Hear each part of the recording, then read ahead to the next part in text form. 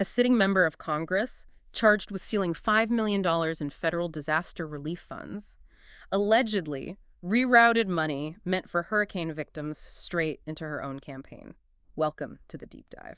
Today, we're digging into a stack of sources, indictment details, research reports, political analysis, all to understand the explosive charges against Democratic Representative Sheila Cherfilus-McCormick. Right. And our mission here is to go beyond just the political scandal. We want to look at the real vulnerability this case exposes. Which is the systemic failure of oversight. I mean, this is what happens when government agencies get flooded with billions of taxpayer dollars, especially under emergency conditions. Exactly. There are no guardrails. No guardrails at all.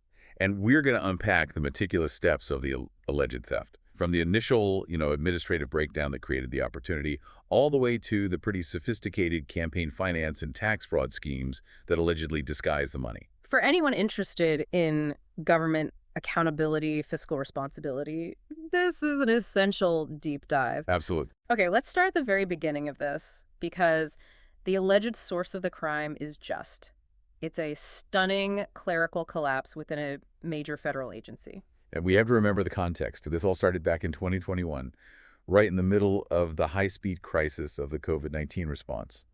FEMA, the Federal Emergency Management Agency, was just funneling unprecedented amounts of money into state and local contracts. And one of those contracts was for vaccination staffing. It was awarded to a company called Trinity Healthcare Services, which was the family company Cherfilus-McCormick was running at the time.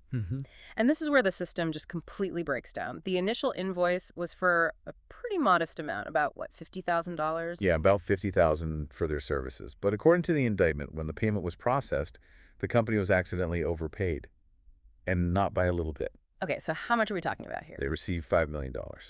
$5 million instead of $50,000. Instead of $50,000. Wow. I mean, just pause on that for a second. So you, the listener, can grasp the scale of this. The company was accidentally paid 100 times the amount on the invoice. 100 times. It's not a small decimal error. This is a colossal administrative failure. Basically a gift of almost $5 million in taxpayer money. And that gets to the procedural breakdown that is just so troubling. When an invoice gets paid out that is 100 times larger than it should be, I mean, shouldn't some kind of financial control, an alarm, something, shouldn't that go off? It absolutely should. Either an automated system or a supervisor should have to sign off on something that large and that irregular. But the sources say nothing happened. Nothing at all. How does $5 million just slip through? Well, investigators were quoted saying that during this, flurry of disaster spending, nobody flagged it, nobody questioned it, nobody caught it. That points to a huge systemic weakness. It does. Critics argue that when Congress floods agencies with cash and removes auditing protocols, those guardrails we talked about, the system is just sort of ripe for exploitation. Speed, completely gutted diligence in this case. And the indictment alleges that the defendants, they realized this massive overpayment had happened. Of course. And instead of notifying FEMA, returning the money like any responsible contractor would, they allegedly conspired to steal the full $5 million. And that's the key. Yeah. That alleged decision is the dividing line. Receiving an accidental payment is a mistake. Allegedly deciding to keep it and use it for personal and political gain, well, that's a crime. And that's what the federal charges are built on. So we have the accidental money, but the indictment really hinges on what they did next. The alleged intent to steal it and then use that money for politics. How do you even move that kind of disaster relief cash without setting off alarms everywhere? Well, this brings us right into the world of concealment. You can't just have $5 million appear in an account. It's too hard to explain. So the indictment details the first alleged phase of the crime, what they call concealment behavior. The funds were routed through a complex network of multiple accounts, shell entities even, all designed to disguise its true source. It sounds like textbook money laundering. It is. The goal is to make dirty money look clean. You make small transfers that look like normal business instead of one huge lump sum. And once the money was clean, as you put it, it was ready to be deployed. And what's really alarming here is that these hidden funds allegedly went directly into fueling the congressional campaign through illicit means, specifically through what investigators call straw donor schemes. Okay, so for you, the listener who might not know campaign finance law, a straw donor scheme is basically financial camouflage. Can you walk us through how that allegedly worked here? Sure. So federal law has really strict limits on how much one person can donate to a campaign. You can't just write a $5 million check from your pile of ill-gotten cash. Right. The alleged scheme involved funneling the stolen FEMA money to friends, to relatives, to associates. So wait, they allegedly just gave these people cash. Exactly. And then those individuals would turn around and donate that same money back to the Congressional campaign, making it look like it was their own legitimate personal donation. Which lets the campaign get around the legal limits and the reporting rules? Precisely. It turns stolen government funds into what looks like a bunch of legitimate small-dollar campaign contributions. And all the while, it hides the fact that the actual source of the money was a clerical error from FEMA. It's a double-barreled scheme, then. It's an attack on fiscal integrity and electoral integrity at the same time. It is. And it doesn't even stop there. The charges also include serious allegations about tax evasion. Of course.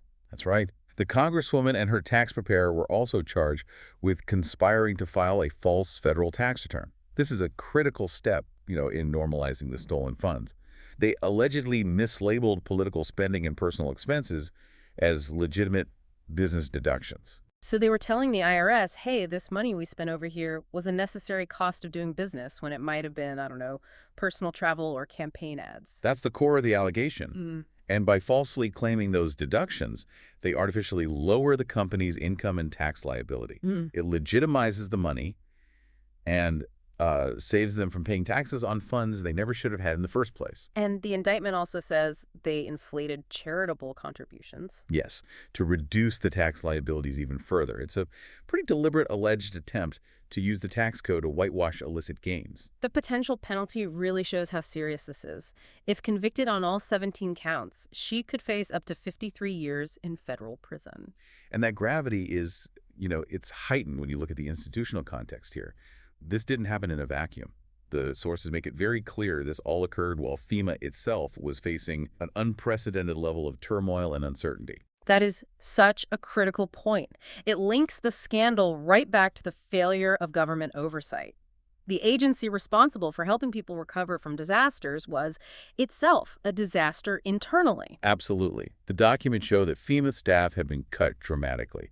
Key programs were canceled. And most alarming of all, the Disaster Relief Fund was facing a projected $8 billion deficit around the time this happened. An $8 billion shortfall, that kind of financial pressure, that instability, that's the exact environment where audits and due diligence just fall apart, isn't it? It is. It suggests an environment where the priority was just get the money out the door fast. Don't stop to check if $5 million should have been $50,000. When an agency is understaffed, underfunded, and under pressure, the very mechanisms designed to prevent massive fraud just break down. And these were funds designed to help people during the worst moments of their lives.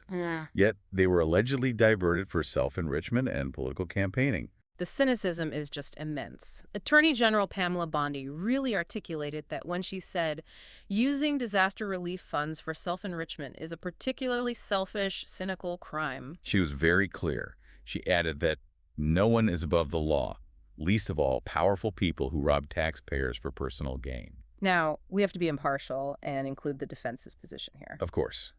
Representative Cherfilus-McCormick has forcefully denied everything. She's called it an unjust, baseless, sham indictment. She even suggested the timing is curious and may be meant to distract from other issues. But regardless of what happens in court, the political fallout has been immediate. A resolution has already been filed in the House of Representatives to expel her. Which is a very serious step. And on top of that, Republican Congressman Greg Stube has called for her resignation and filed a motion to censure her and remove her from all her committee assignments. It really brings us back to that central critique of accountability. Think about it. If you, the listener, accidentally got even a few $1,000s from the government and kept it, you would be facing consequences almost immediately. Oh, absolutely. But when it's a member of Congress and millions of dollars, the process takes years of investigation. It feeds that public frustration, and it really undermines faith in the justice system. The alleged actions are described as a gross abuse of the public trust and a direct betrayal of the taxpayers and disaster victims. The big takeaway here is that agencies like FEMA desperately need real oversight. This case just proves that when billions of taxpayer dollars are moving around with no guardrails, the system is always going to be ripe for exploitation. Exactly. So what we have is this dangerous combination: massive, fast-paced federal spending Minimal financial controls, shown by that $5 million error. and alleged high-level political corruption, all disguised through these straw donor schemes and tax fraud. We, the taxpayers, we trust our government to handle our money responsibly, especially money that's meant for the most vulnerable people. This indictment represents a profound breach of that contract. So here's the final thought.